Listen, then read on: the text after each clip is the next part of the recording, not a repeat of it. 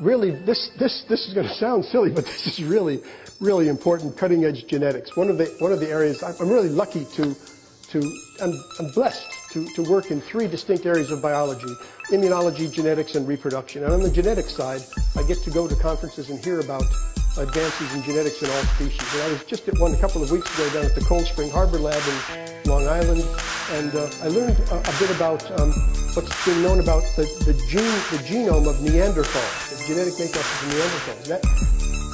The genome sequencers, led by Svante Pabo, who works in Germany, has taken tiny little fragments of Neanderthal bones, isolated DNA, and determined the genome of the Neanderthal, and used that information to determine, using genetic methods, how long ago Neanderthals and humans were a single species, were the common ancestor. They've also been able to compare human genomes and ask the question of whether there's any evidence of Neanderthal genes in the human genome. And they found that there is.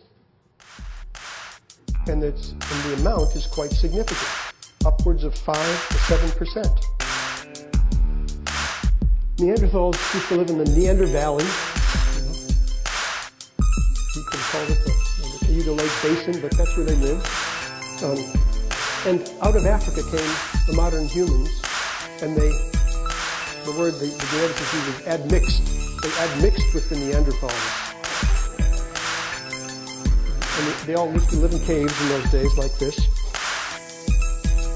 Came out of Africa, admixed with the Neanderthals. This was Neanderthal territory. There was another group of Neanderthal-like creatures called the Denisovans. They lived up here in Siberia, and they have their genome has been sequenced. They were distinct from the Neanderthals.